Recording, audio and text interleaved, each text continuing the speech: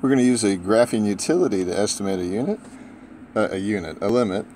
As the limit of this function as x goes to 1, so you can see x is going really close to 1 on this side, on the underside, and then above 1 we're going down, getting closer and closer to 1. As that happens, what's happening to the y? Well, y is getting closer and closer to something from both sides. Kind of looks like y is getting closer and closer to 2, really. And you can see that that's true on the list here. And you can also see it from the graph. As x gets closer and closer to 1, right here, that's what it said, right? As x gets closer to 1. Yeah, as x gets closer to 1.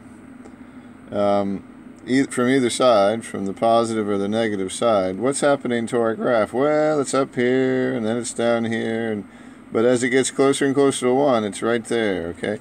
From either side, okay, from either side, it looks like it's getting really close to 2. So either graphically or from the table, it's getting close to 2.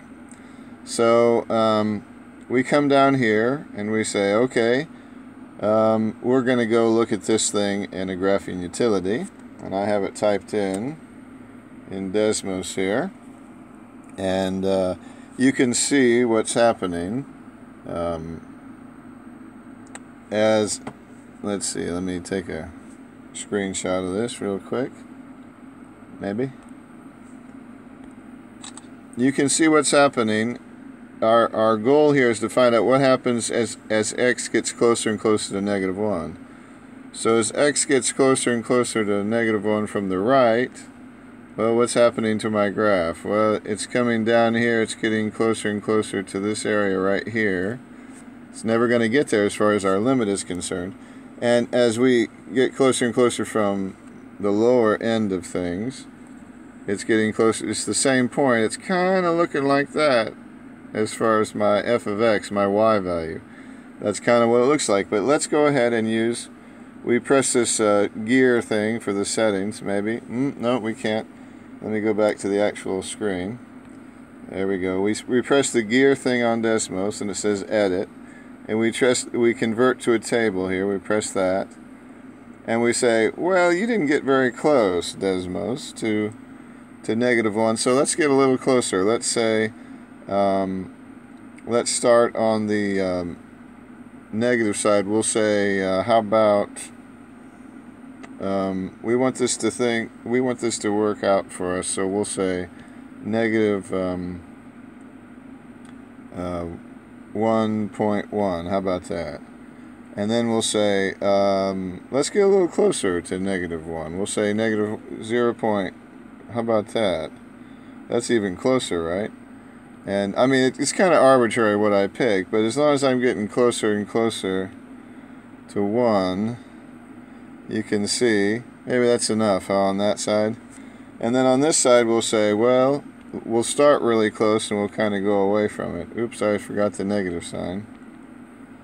Oh, what did I just do? We'll start with a 0. I like the way the 0 looks better. And we'll say, okay, not so close. Maybe that was a little too close, so we'll say, okay, and then one more, we'll say, I like the 0. Just 9. That's pretty close, but not as close as those others. And you can see what's happening here. Same thing again. We'll say, as x gets closer and closer to negative 1, what's happening over here? Well, I'm getting closer and closer to something. And as x gets closer and closer from the more positive side, well, I'm getting closer and closer to the same thing, and you can see the points are grouped around here.